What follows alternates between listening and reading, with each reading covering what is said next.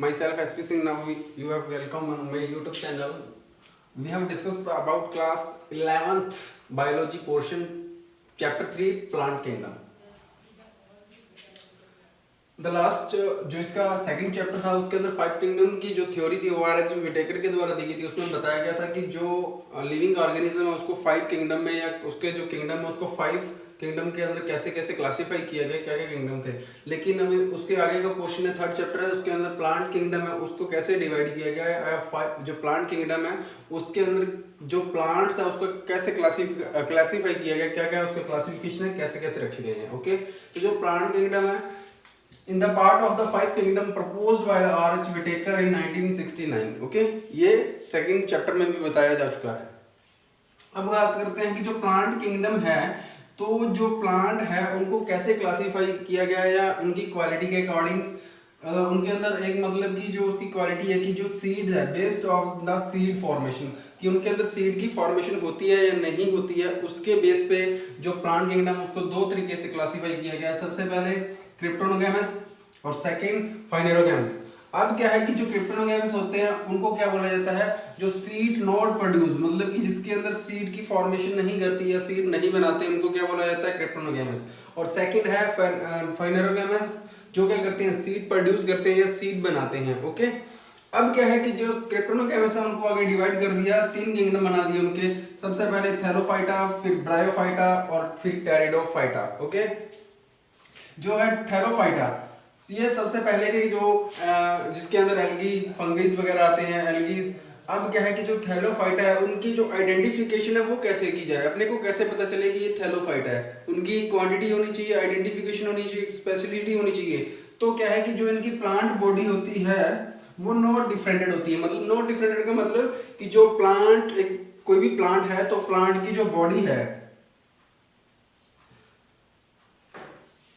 ये प्लांट है तो इसके अंदर इसकी जो बॉडी है वो डिफरेंटेड शेडेड नहीं होती। मतलब अपने को पता नहीं लगता कि कौन सा रूट का पार्ट है, कौन सा स्टेम का पार्ट है, कौन सा लीफ है, कौन सा फ्लावर है। ओके, उसको जो क्वालिटी है इसके अंदर क्या है कि जो थैलोफाइटा होता है उसके अंदर क्या जो प्लांट बॉडी होती है वो नॉट डिफरेंटेड होती है। ओके, सेकंड जो इसका सबसे बड़ा एग्जांपल है जो इसमें रखे गए हैं वो एल्गीज होते हैं। ओके, एल्गी 3 टाइप के होते हैं, ब्लू, ग्रीन और रेड। ठीक है, फिर क्या है कि जो इनकी स्पेशलिटी या क्वालिटी और क्या होती है, ये यूनिसेलुलर होते हैं, मतलब एक सिंगल सेल से इनका जो प्लांट की बॉडी है वो डेवलप की जा सकती है। सेकंड, ये क्लोनीज हैबिटेट वाले होते हैं। क्लोनीज हैबिटेट का मतलब कि जो ये क्लोनीज में लिव करते हैं एक साथ काफी ग्रुप्स में, लाइक दैट की क्लोनी में अपने जो ह्यूमन बीइंग लिव करते हैं वैसे की वैसे क्या होती है कि जो ये क्लोनीज में लिव करते हैं। सेकंड, फिलामेंट्स इसके अंदर प्रेजेंट्स होते हैं, फिलामेंट्स पाए जाते हैं इनके अंदर नीचे। ओके, फिर इसका जो एग्जांपल है यूरोथेरिक्स और स्पाइरोगोरा, सबसे बड़ा एग्जांपल है जो एनसीईआरटी की बुक में मेंशन कर रखा है अपने आपके सिलेबस में। सेकंड, ब्रायोफाइटास।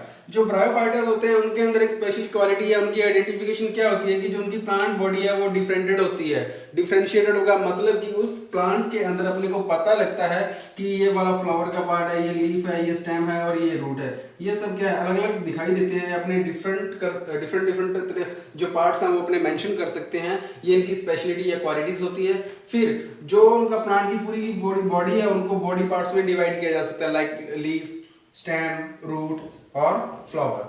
फिर क्या है कि जो ये ब्रायोफाइट्स होते हैं ये धीरे धीरे क्या है, थैलोफाइट्स के बाद ब्रायोफाइट्स, इनके अंदर कुछ चेंजेस हुए, इनके अंदर कुछ डेवलपमेंट हुई और फिर टेरिडोफाइट। अब क्या है जो ब्रायोफाइट्स है वो क्या करते हैं कि जो प्लांट किंगडम है इनका एम्फीबियन बोला जाता है। एम्फीबियन मतलब कि जो दोनों के मीडिएटर्स होते हैं। अब इसको क्या है कि जो amphibians of the plant kingdom इनको आगे 2 पार्ट्स में डिवाइड कर दिया, एक तो मॉसेस और दूसरा लिवरवर्ट्स। ठीक है, ब्रायोफाइटा समझ में आ गया। अब बात करते हैं टेरिडोफाइट्स। टेरिडोफाइट ये बहुत ही मतलब कि वेल डेवलप्ड होते हैं। तो इनके अंदर क्या है कि सबसे पहले बॉडी डिफरेंशिएटेड होता है, बॉडी इनकी डिफरेंशिएटेड होती है, अलग अलग पार्ट्स अपने को दिखाई दे सकते हैं, अपने मेंशन कर सकते हैं। और क्या है कि इसके अंदर सबसे मेन जो बात है इनके अंदर वस्कुलर टिश्यूज प्रेजेंट होते हैं। वस्कुलर टिश्यूज मतलब कि कोई भी प्लांट है तो जैसे जैसे वो ग्रोथ करता जाएगा उसकी लेंथ बढ़ती जाएगी तो उसका जो एपिकल पार्ट्स जो सबसे ऊपर वाला पार्ट्स है वहां तक उनको न्यूट्रिशन या फूड या मिनरल्स वगैरह मतलब ट्रांसफर करने के लिए एक स्पेशल टिश्यूज होते हैं, उनको क्या बोला जाता है, वस्कुलर टिश्यूज। और वस्कुलर टिश्यूज होते हैं 2 टाइप के, एक तो होता है जाइलम और एक होता है फ्लोएम।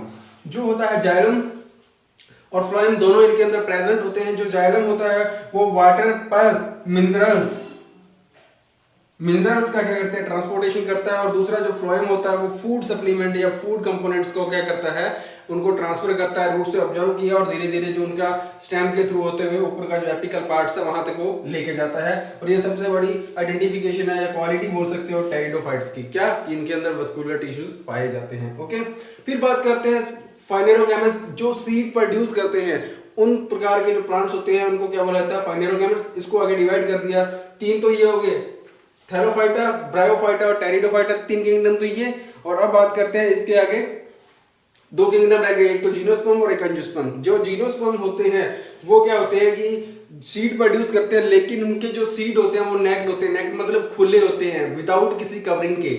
ओके, ओपन में पड़े होते हैं जो सीड प्रोड्यूस करते हैं, और इनके जो सीड है वो नेक्ड होते हैं, मतलब विदाउट ऑफ कवर होते हैं, उनके ऊपर कोई भी सीड कोट नहीं पाया जाता, इसलिए इनको क्या बोला जाता है, जीनोस्पर्म बोला जाता है। और जो एंजियोस्पर्म होते हैं इनके जो सीड है वो कवर्ड होते हैं, इनके ऊपर सीड कोट पाया जाता है या सीड कवर पाया जाता है। फॉर एग्जांपल फ्रूट, तो बाहर का पार्ट है जो फ्रूट, और उसके अंदर जो क्या है अपने यूज करते हैं वो सीड होता है, तो इसका सबसे बड़ा एग्जांपल फ्रूट। ओके, सेकंड, जीनोस्पर्म और जो एंजियोस्पर्म है इनके अंदर क्या है कि जो फर्टिलाइजेशन की जो प्रोसेस है, मतलब कि सीड की फॉर्मेशन होती है वो आगे डिफरेंशिएटेड होती है, वो नेक्स्ट वीडियो में। यहाँ तक एक अच्छे से जो इंट्रोडक्शन है वो प्लांट किंगडम का अच्छे से आपको आ गया। अब नेक्स्ट जो एंजियोस्पर्म और जीनोस्पर्म है, या इनके अंदर क्या है कि जो ये थैलोफाइटा, ब्रायोफाइटा या टेरिडोफाइट्स हैं, इनके अंदर जो रिप्रोडक्शन की प्रोसेस होती है तो वो क्या हो सकती है,